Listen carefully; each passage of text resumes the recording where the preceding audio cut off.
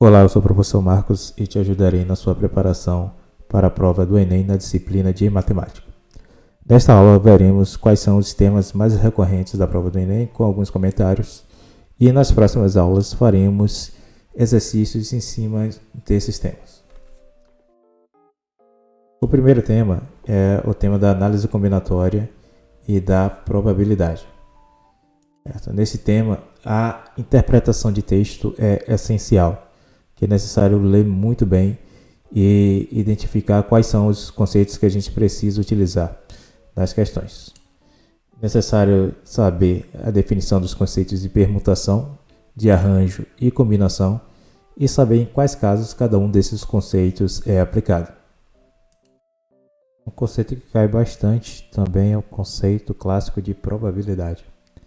Só lembrando do conceito, né? Se a gente quiser saber a probabilidade de um evento A acontecer, o que a gente faz é calcular a razão entre o número de casos favoráveis a A pelo número de casos possíveis. Acho que é o espaço amostral inteiro. E a gente também tem o conceito de probabilidade condicional. Ou seja, se a gente quiser saber a probabilidade de A dado B, o que a gente faz é calcular a probabilidade da interseção de A com B e dividir pela probabilidade de B. Então, esses conceitos, essas formulazinhas, assim, a gente tem que ter sempre em mente. O segundo tema mais recorrente é o tema da estatística.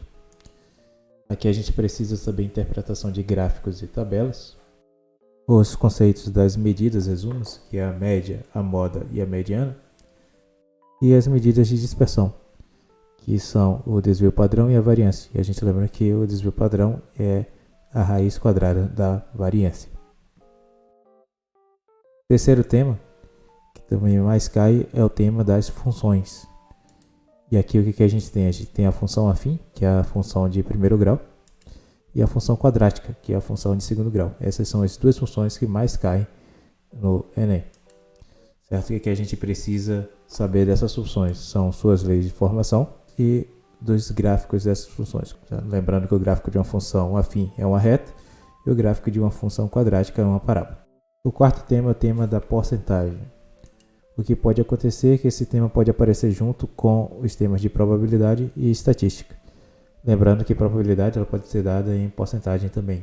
Por exemplo, uma coisa ter 100% de chance de acontecer, uma coisa ter 50% de chance de acontecer. Ou estatística, né, que quando a gente tem uma certa parcela da população, forma 25% da população, 50% da população. Todas essas coisas, né, envolvem porcentagem e probabilidade ou estatística. É imprescindível saber sobre qual valor a porcentagem está sendo calculada. Um erro muito comum é a gente calcular a porcentagem em cima do valor errado. A gente tem que ler com bastante calma a questão para saber sobre qual valor a gente vai aplicar essa porcentagem. No quinto tema a gente vê razão e proporção. Aqui a gente tem os conceitos de proporcionalidade direta, proporcionalidade inversa, regra de 3 e conceito de escala. Certo? Então a regra de 3 tem um papel fundamental aqui nesse tema e a gente tem que saber muito bem aplicar ela nos exercícios.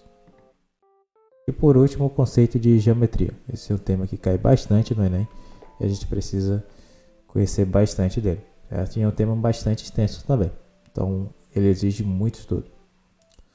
Bom, a gente começa com o conceito de geometria plana, onde a gente estuda o teorema de Pitágoras, o famoso teorema de Pitágoras, a semelhança de triângulos, né, que entra o teorema de Tales e alguns outros teoremas.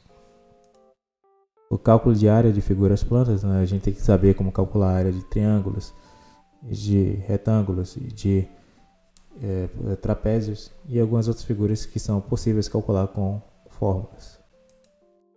A gente também tem o conceito de geometria espacial, né, que é a geometria em 3 dimensões. E a gente tem o reconhecimento de sólidos geométricos e o cálculo de volumes desses sólidos geométricos.